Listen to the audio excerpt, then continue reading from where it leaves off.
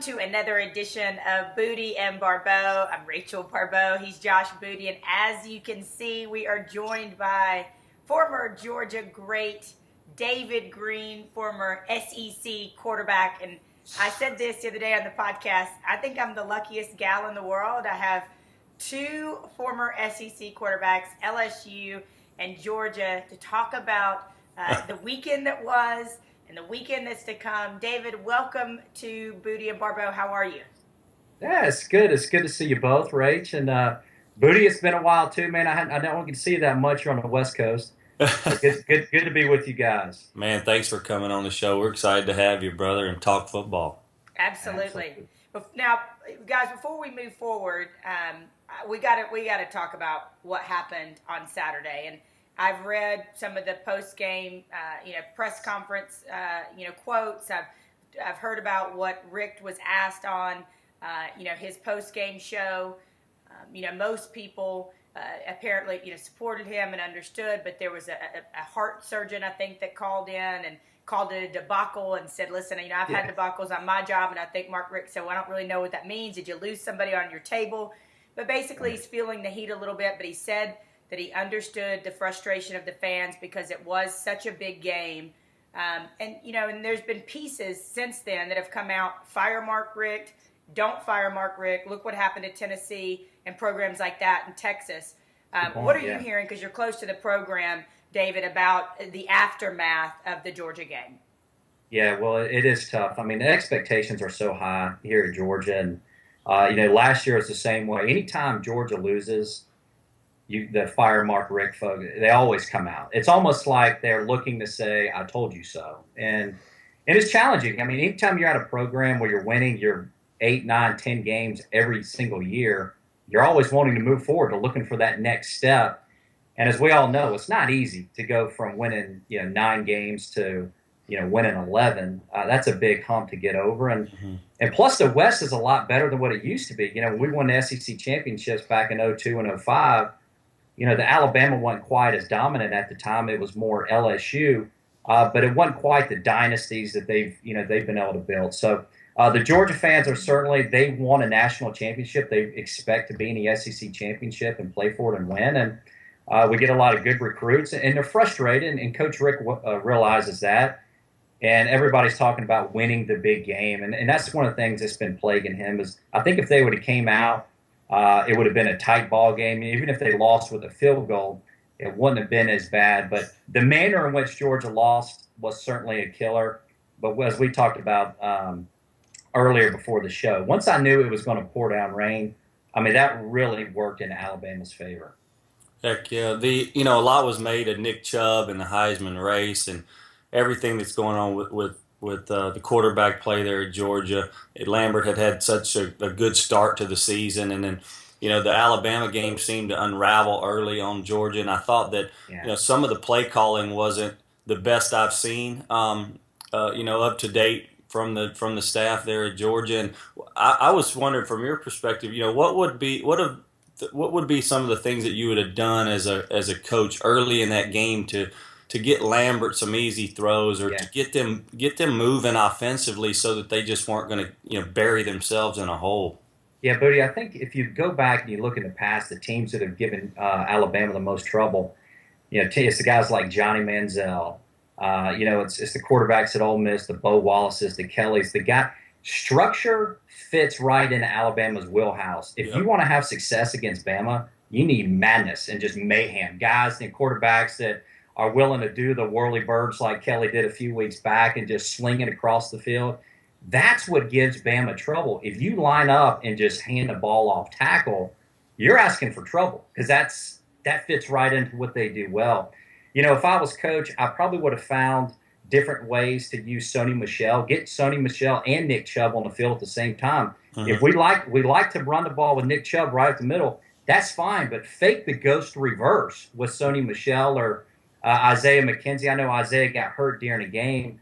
I thought both of those guys were going to have to play a big part in the game, because if you want to beat Bama, you got to make them cover you sideline to sideline. If that game gets between the tackles, as we all know, it's a long day. I like what you said about the the offenses that give Saban problems, and we've talked about it a little bit on some of the past podcasts, but teams that run, pass, and run, a quarterback that can really run the football like Mariota or Manziel has Yeah. given Saban problems. It gives the best coaches problems. I know even at SC when Pete Carroll was there, it gave him Oregon always gave him problems, and not just because they're a great team, but I think it was because of the offense and the way that it was structured. And if you try to line up and wham Bama up front, it's just not going to happen more times than not. So I think that's a great point made against a Saban coach defense. It's just so hard to line up as a defense and game plan Yeah. for somebody that can do something like that.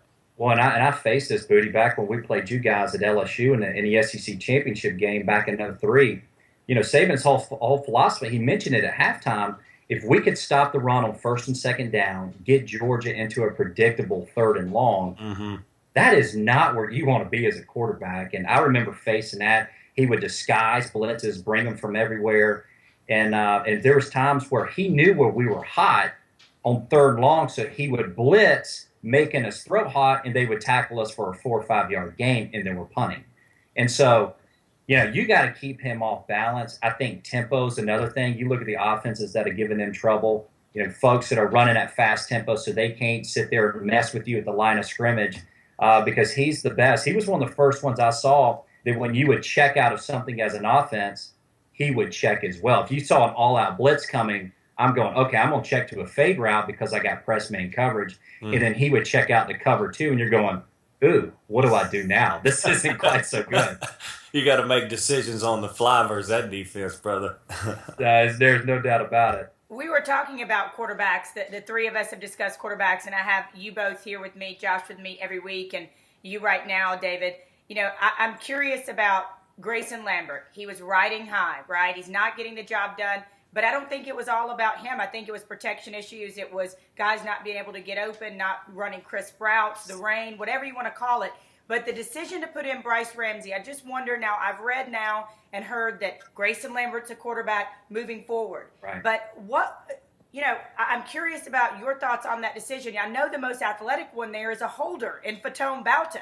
Right.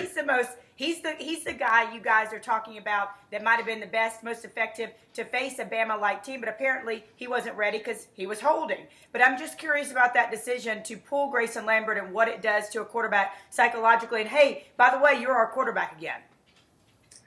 Yeah, it is challenging. I mean, as a quarterback, and Boots and I both know, you want to be the guy in the game, especially if you're the one leading the team.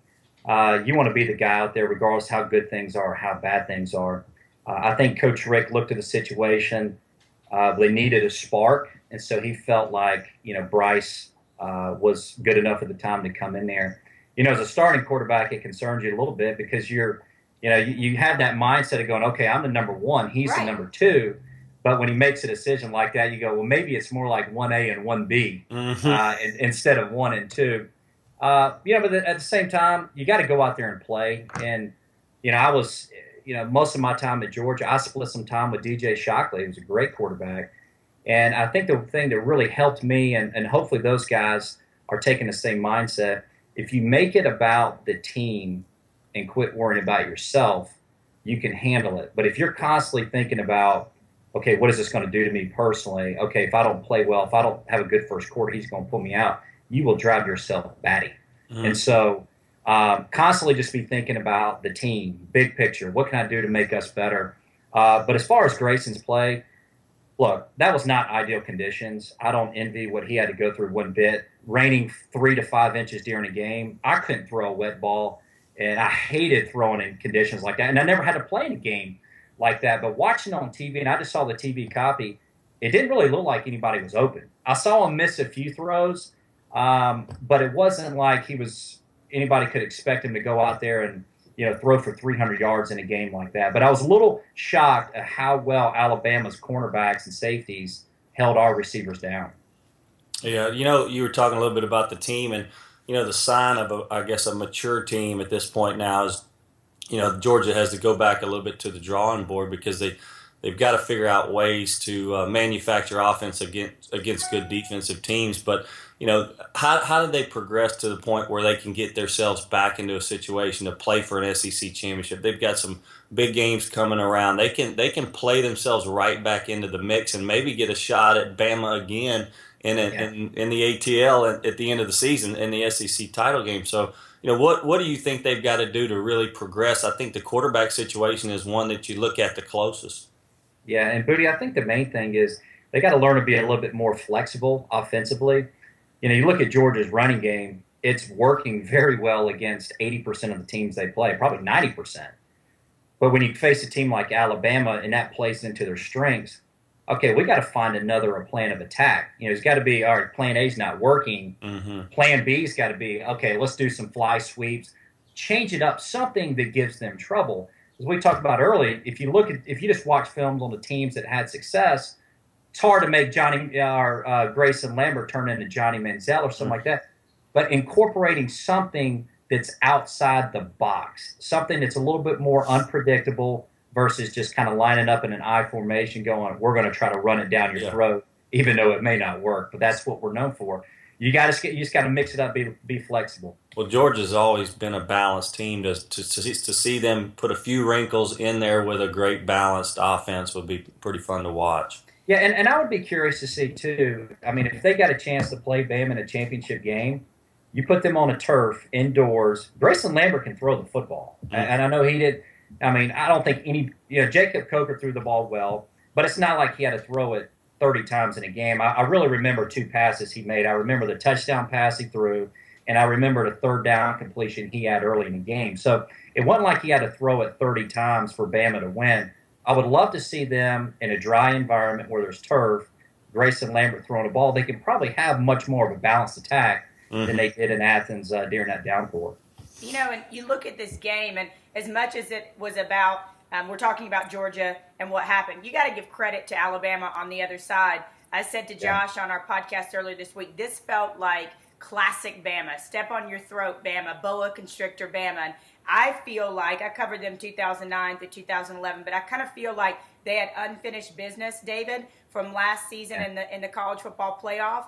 And facing a very good Ohio State team. But in their mind, see, they're all little Nick Sabans. If you've covered him or you've been around him, and Josh, you played for him, they take on his mindset. So that's unfinished business. So I felt like as much as this was about kind of the downfall of Georgia, it was as much or more about the domination of Alabama and the unfinished business, particularly and possibly from last year, and carrying that over. And then also add in the Ole Miss game, which – everything, the ball bounced the other way for Ole Miss last week. And I felt like they had a little chip on their shoulder, so to speak.